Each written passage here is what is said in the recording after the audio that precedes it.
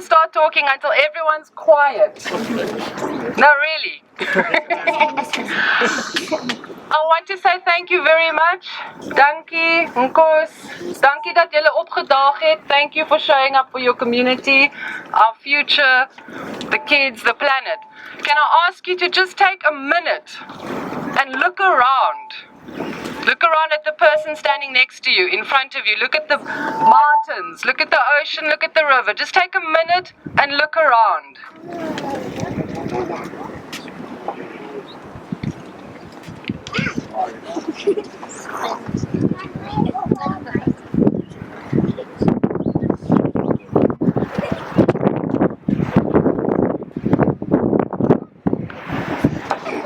Okay. It's Heritage Month, 24th of September to be exact. We're celebrating National Heritage Day. This is your heritage. The person standing next to you, the child in front of you, the trees, the ocean, Robberg, the beach, the sand, the beetle bushes. This is our heritage. And this is why we are here today. So thank you very much to each and every single one of you. Thank you to Bito SAPS, Bito Traffic, Bito Municipality. Thank you every single one of you for showing up. We are going to continue showing up. There's another march happening next month. We want the world to see that we care. We are showing up. We are going to continue to show up. I'm going to hand over to Rhian Berning. She's our first speaker. So thank you very much. Thank you.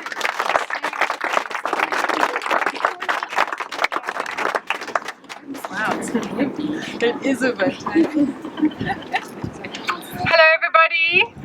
They're marching in New York this weekend, in Paris, in Melbourne, in Lagos in Nigeria, in Delhi, in Nairobi, and here in Plet. Go Plet! So welcome to the biggest mobilization against climate change ever. I'm Rhian, as most of you know. I'm introducing myself to everyone who knows me, from Eco Atlas, which is empowering you to make better choices on a daily basis for people and planet. Hi. And earlier this year I went to training with Al Gore with the Climate Reality Project in Joburg, and it was really eye-opening to see the threats that we're facing, but it also what we can do on a daily basis. There are lots of things we can do on a daily basis about climate change. But when you mention climate change to people, you often find they put their hands over their, you feel as if they're going to put their hands over their ears and go la la la la la la, because yeah, it's a topic that no one really wants to mention. And yet I hope you're all going to come in 2 weeks' time, all of you. In 2 weeks' time we're going to be marching for the elephants and rhinos. Now elephants are big and rhinos are big, and they are emotional, and we can see them and we can imagine what they feel like. But climate change is a little bit, and we feel as if we want to do something about preventing them not ever existing anymore. We want our children to be able to see elephants and their children to be able to see elephants and rhinos. But climate change is a little bit like the elephant in the room. Can you all hear me, by the way? Is this thing working? Yes. Climate change is a little bit like the elephant in the room. You can't see it, and you can't feel it, especially here where we are in paradise. We live in paradise. What's this climate change thing everyone's talking about? And yet, there are people all over the world who are very much seeing and feeling it in a big way. The droughts in Somalia and the famine resulting, the floods that happened in England over winter, the superstorms and the wildfires happening in Australia, and the storms that are happening all over the world. It's very real, and it's happening now. And the science is in. We, as people, are changing our weather. I mean, it's mind-blowing. We are changing the weather. We're taking the carbon from under the ground, the oil and the coal from where it should be under the ground, and we're pumping it into the air, and it's creating this thick blanket that's warming our planet and changing our weather.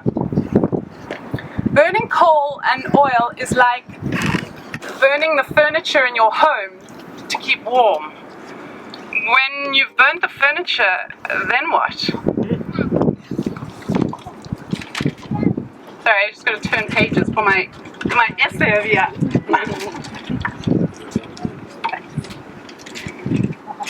So it's this concept of actually burning the furniture in your own home. We're burning the furniture in our own home to keep warm, and then what do we do when all the furniture's burnt? But the thing with climate change is that it's always happening somewhere else. What blanket of pollution in the sky? Look at our beautiful blue skies. It's not something that we can see. And yet, every time we boil a kettle, we're burning coal. And if you're living in Kwano or Kulweni, you have no hot water to have a shower, so you have to boil a kettle to have a bath. So we're all changing the weather, all of us. And here in Africa, we're going to be the hardest hit. We really are. The droughts are going to get more, the floods are going to get worse, and it's going to be harder and harder to grow food. And there are going to be food shortages and riots. We are the first generation that's going to feel the effects of climate change, but we're also the last generation that can do anything about it. So we need to take our heads out of the sand, and we need to act now. But what are we going to do about it? Well, we're all here taking a stand. Let's give ourselves a big woohoo! We're sending a message loud and clear to the global leaders who are meeting next week in New York for the climate summit. And they make decisions on our behalf. They decide for us. And we want them to take action, and we want them to take action now. But what can we do here locally? We need to demand a movement to clean energy, straight from the sun. We want solar geysers on every home for hot water from Kwano to Kranshoek to Kurland. Yes? Yes!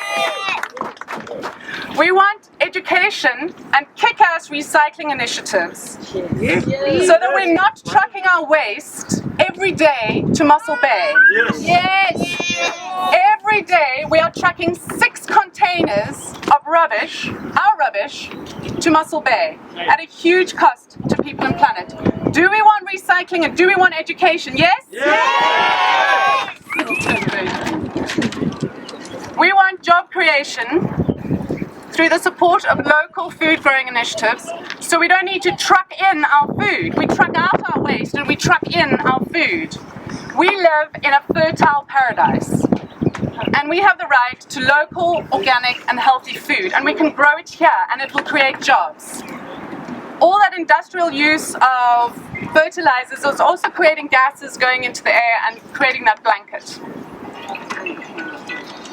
And we want to be heard, so that our children will have the same access to clean water and clean air, and that they don't inherit a world where they have to fight for their food.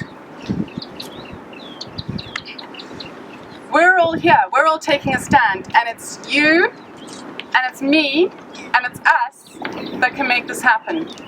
We can turn this around, but we have to act now.